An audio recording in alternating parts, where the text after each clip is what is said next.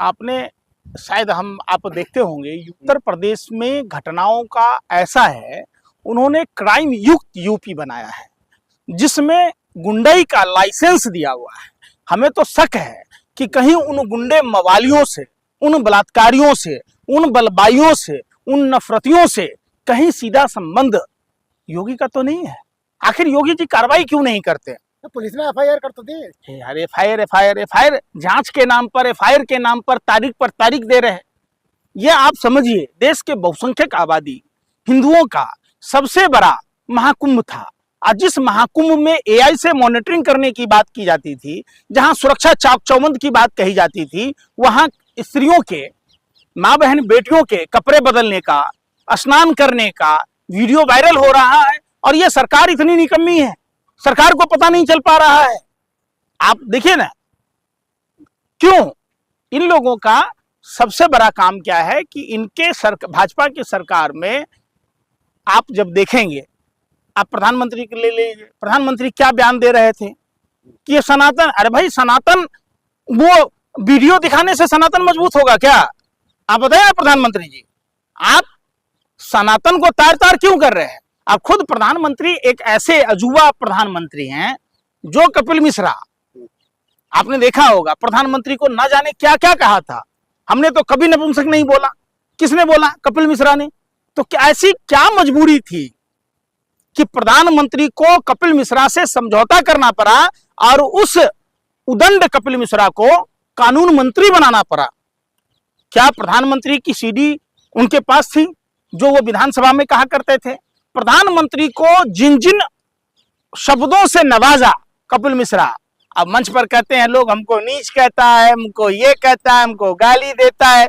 अरे भाई, गाली देने वाले को तो आप सम्मान कर रहे हो, उस कपिल मिश्रा को बना रहे हो। आपने देखिए भारतीय जनता पार्टी में क्या है, जो जितना बड़ा लुच्चा उतना बड़ा ऊंचा। अरे प्रधानमंत्री जी बागेश्वर बाबा की तारीफ कर रहे हैं, धीरेन्द्र शास्त्री कह रहे हैं सबसे बढ़िया आदमी है। भाई सुन नहीं रहे आप?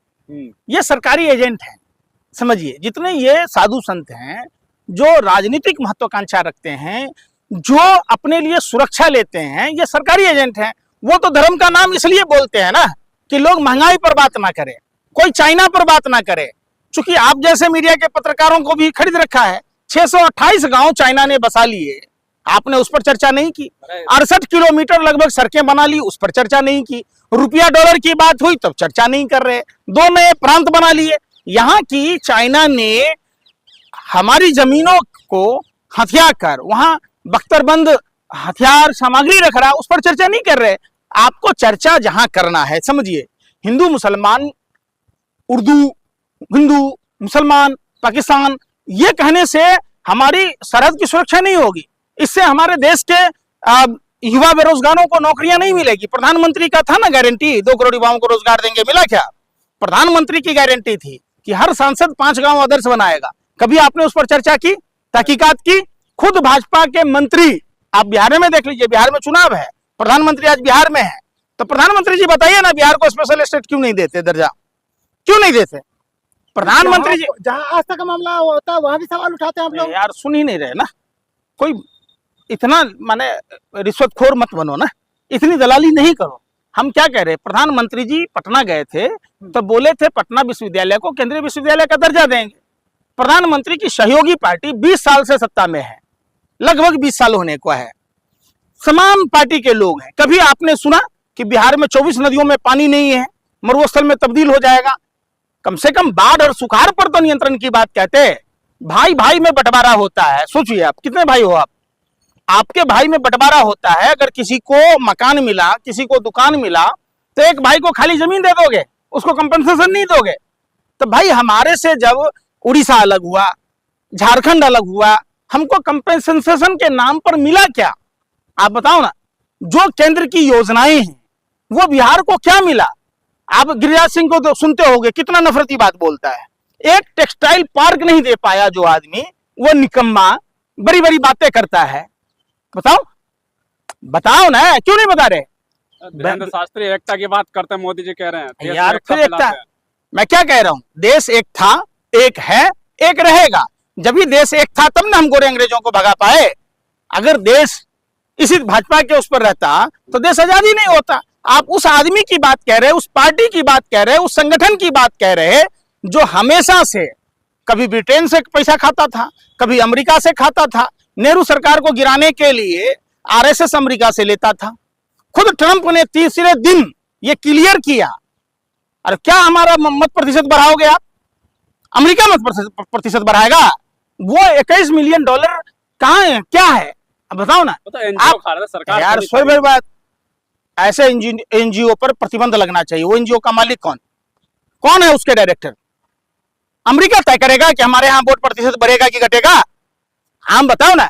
आपने इंदिरा गांधी जी की सरकार के समय फंडिंग किया, सब लोग लिए। ये लोग आज से नहीं, देखिए आरएसएस का ना अपना खाता है ना रजिस्ट्रेशन है, इतना बड़ा कार्यालय कहां से बन गया? ये सब अमेरिका विदेशी साजिशें हैं जो हमेशा आरएसएस आजादी से पहले भी आजादी के बाद भी देश को बर्बाद करने में तुला है।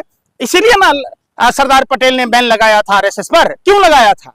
कि यह देश के लिए खतरा है। इसीलिए सुभाष चंद्र बोस ने भी बोला था क्या, कि आरएसएस देश के लिए खतरा है। ये लोग देश की आजादी के पहले देश के क्रांतिकारियों की खबरें ब्रिटेन तक पहुंचाते थे। 60-60 रुपया महीना पेंशन लेते थे, जो शिक्षकों से के सैलरी से भी ज्यादा था। आप ये बताइए, क्या कुंभ व्यापार बन गया क्या? अखिलेश यादव कह रहे हैं कुंभ व्यापार बना दिया। देखिए निश्चित तौर पर जिस तरीके से भारतीय जनता पार्टी ने धर्म का प्रोपेगेंडा फैलाया, आप अखिलेश यादव के बयान पर ही मत जाइए।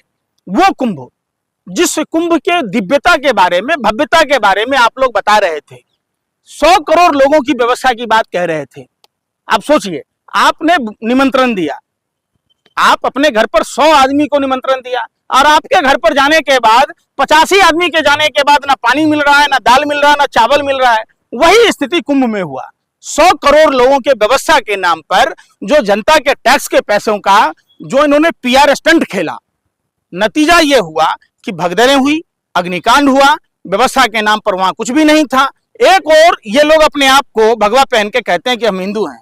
एक बात बताइए, मां गंगा, मां सरस्वती, मां जमुना, और उसमें मल मूत्र जा रहा है, तो कितने ये बेशर्म लोग हैं कि ये भगवा पहनकर जिस तरीके से कालेनेमी रावण ने धर्म को तार तार किया, उसी तरीके से ये भाजपाई लोग करते। आज एक बात बताइए, गंगोत्री से लेकर गंगा सागर तक चले जाइए, उत्तराखंड में भाजपा की सरकार है, उत्तर प्रदेश में भाजपा की सरकार है, बिहार में भाजपा गठबंधन की सरकार है। तो मां गंगा के सफाई के नाम पर जो पैसों का इन्होंने बंदरबाट किया, जो पार्टी फंड में इस्तेमाल किया, मां गंगा के सफाई में तो किया नहीं। वो हमारी मां है, मां गंगा, और उसी गंगा मां के मुख में आप डाल रहे हो लैट्रिन, बाथरूम, फैक्ट्रियों का कचरा। तो आप बताइए कि सनातनी जो गंगा हिंदू धर्म में जन्म से लेकर मृत्यु तक, हम जब भगवान की पूजा करते हैं, कलश रखते हैं, तो उसमें भी गंगा जल डालते हैं, तो क्या डालते हैं? मल और मूत्र वाला पानी। योगी जी कह रहे हैं यार सुन पूरी बात, फिर यही बात खराब है। मैं क्या कह रहा हूं, योगी जी की रिपोर्ट नहीं देखी आप?